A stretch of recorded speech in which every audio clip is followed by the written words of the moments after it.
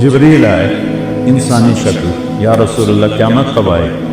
کہ اللہ کے سوا کوئی نہیں جانتا، کوئی نشانی بتا دی۔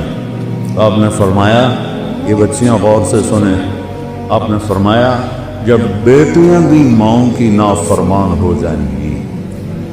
بیٹے تو سرکش ہوتے چلے آئے، بیٹیاں ہمیشہ ساتھ دینے والے ہوتی ہیں، لیکن فرمایا جب بیٹیاں بھی ماؤں کی نافرمان ہو جائیں گی اور عرب کے بچوں اونچی اونچی بلڈنگیں بنائیں گے تو سمجھو کہ لکارے کے چوٹ پڑنے والی۔ قیامت کو کفر سے نہیں جوڑا کہ جب دنیا سے اسلام مٹ جائے گا تو قیامت آئے۔ اصل تو حقیقت یہ ہے کہ جب دنیا میں کوئی مسلمان نہیں رہے گا قیامت آ جائے گا۔ میرے نبی کہہ رہے ہیں جب ماؤں کو بیٹیاں ذلیل کریں اور بدو لمبے بلڈنگیں بنائیں گے تو قیامت آ جائے گی۔ اور ایک صحابی نے پوچھا کہ باپ کا کیا حق ہے؟ کہ تیرا جنت کا سب سے بڑا دروازہ تیرا باپ ہے، اس کو خوش کر کے دنیا سے بھیجے گا تو وہ مین گیٹ تیرے لیے کھلے گا، اور اگر اسے ناراض کر کے بھیجا تو وہ گیٹ ہمیشہ کے لیے تیرے اوپر بند ہو جائے گا۔ پوری زندگی سکھائی میرے نبی۔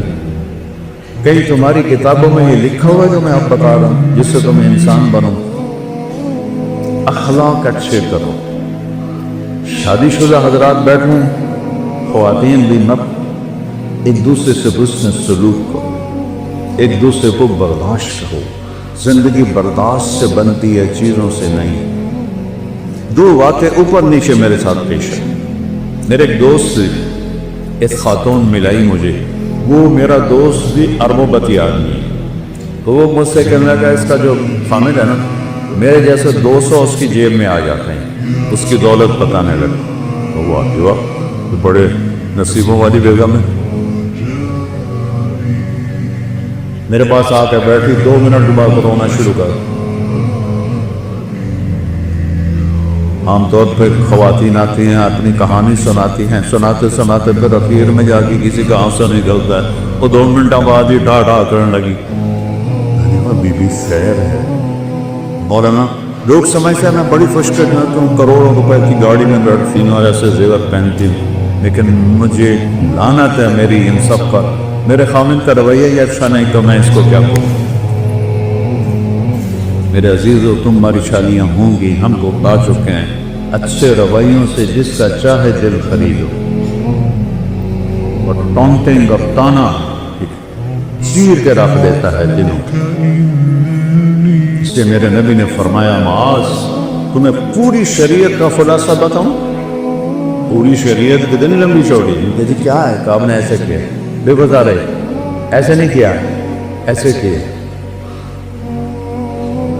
اس زبان کو کاٹ لے، یعنی اس پہ قابو پا، اسی کو بے عزت نہ کرنا، غیبت نہ کرنا، جھوٹ نہ بولنا، گالی نہ دینا۔ ماں بہن کی گالی دینے سے عرش ہل جاتا ہے، عرش۔ ماں کا کیا قصور، بیوی بہن کا کیا قصور؟ یہ کتنا بڑا گناہ۔ میٹھے بول سے ہر ایک کو خرید لو، کڑوے بول سے اپنے بھی پرائے ہو جاتے۔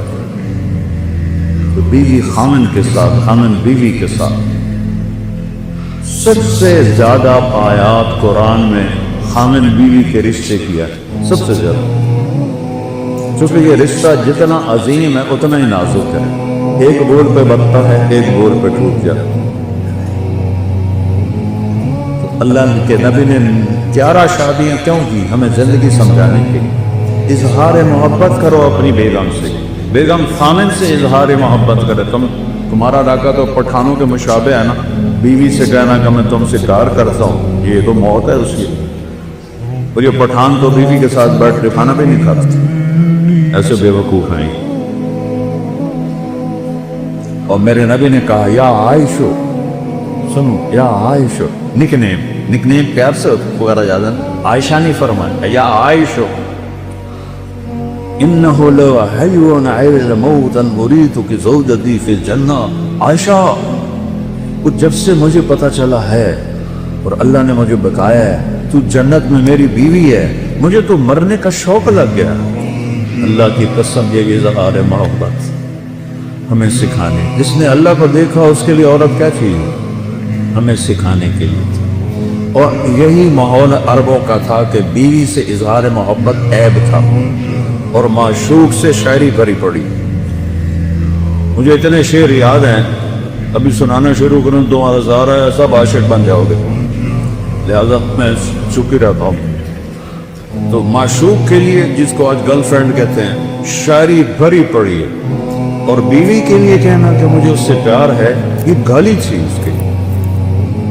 اس ماحول سمجھ گئے، اس ماحول میں بھری مسجد میں ایک صحابی کہتا یا رسول اللہ میں احب الناس الی، آپ کو سب سے زیادہ کس سے محبت؟ اپنے ماحول سمجھ لیا بچوں؟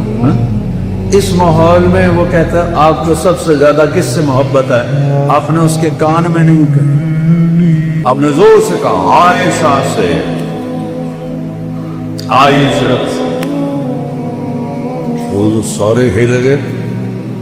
وہ سوال کرنے والا سب سے زیادہ کنفیوز ہو گیا کہ نہیں یا رسول اللہ، میرا مطلب تھا کہ مردوں میں کس سے زیادہ پیار. اب آپ نے کہنا تھا ابو بکر سے، تو آپ نے ابو بکر نہیں فرمایا، آپ نے کہا عائشہ کے عباس. تو آپ کو پتہ چل گیا کہ ڈوز اس کو لگی نہیں ہے، زیادہ دوسری ڈوز دی عائشہ کے عباس سے. تو گھر میں محبت کا ماحول ہوگا تو تمہاری اولاد ایک مضبوط بیس پہ چلے گی.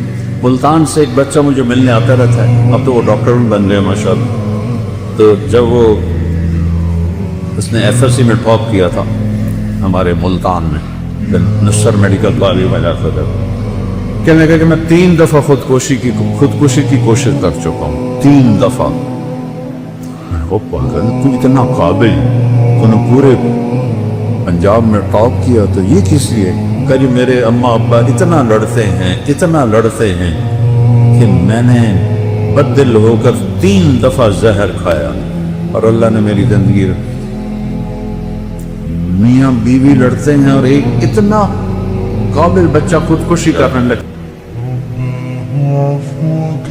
میرے نبی حضرت عائشہ کو لقمے بنا کے کھلاتے تھے، آٹا گوندھ کے دیتے تھے، گھر میں جھاڑو دیتے تھے، 9 بیویاں کپڑے خود دھوتے تھے. ادھر تو ٹھنڈی چائے دے دو تو میاں صاحب کا موڈ خراب ہو جاتا. بے عقل ہے، دیکھتے نہیں ہو ٹھنڈی چائے دے دی، ایک بٹن ہی نہ لگاؤ اسی پہ اس بیچاری کی بے عزتی ہو جاتی. اور میرے نبی 9 بیویوں کے ہوتے ہوئے اپنے کپڑے خود دھوتے تھے. اور سن رہے ہو میں گل فارسی نہیں بول رہا، اپنے کپڑے خود دھوتے تھے، گھر میں جھاڑو دیتے تھے. حضرت عائشہ معصوم عمر کے تھی، ان کو سامنے لقمے کھلاتے تھے. چیز محبت کو بڑھاتی ہے. ایک نوجوان میرے پاس ہے، مولانا میاں بیوی کی ہماری بڑی لڑائی ہوتی ہے، کوئی مجھے وظیفہ بتا. میں نے کہا ایک بات یاد رکھ لو، بیوی پہ کوئی وظیفہ اثر نہیں کرتا، نہ کوئی تعویذ نہ کوئی وظیفہ. میں تو پھر کیا کروں؟ میں نے کہا جب کھانے پہ بیٹھو 2-3 لقمے اپنے ہاتھ سے کھلا لیے. تو اس سے کیا ہوگا؟ جو ہوگا پھر دیکھ لیں. اب اس کو میں نے یہ نہیں بتایا کہ یہ میرا نبی کی سنت ہے. میں نے کہا دیکھ لینا جو ہوگا. کوئی 2 ہفتے بعد اس کا فون آیا، ویسے حال بات کچھ دوستی تھی. تو میں نے کہا وہ میری بات پہ عمل کیا تھا؟ کہنے لگا نہیں. کیوں؟ کہ شرم آتا. میں نے کہا عورت تو بیچاری کمزور ہے، اس سے لڑتے ہوئے شرم نہیں آتی تمہیں؟ کمزور سے کیا لڑ؟ اور جو میں کہہ رہا ہوں اس میں تمہیں شرم ہے؟ چل دوپہر کا کھانے کا وقت تھا، میں نے کہا اس کو یہ کر اور پھر مجھے بتا. 2 گھنٹے بعد اس کا فون آیا، مولانا صاحب میں نے ایک لقمہ توڑا اور اس کے منہ میں ڈالا. تو اس کا ریئیکشن یہ تھا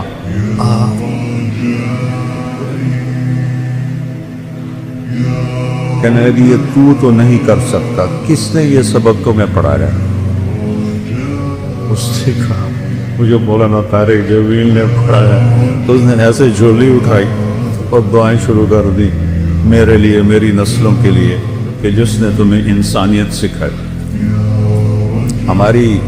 میری کاسٹ راجپوت چوہان ہے، ہمارے ایک شاخ ہے راجپوت رنگڑ، غصہ زیادہ عقل تھوڑی.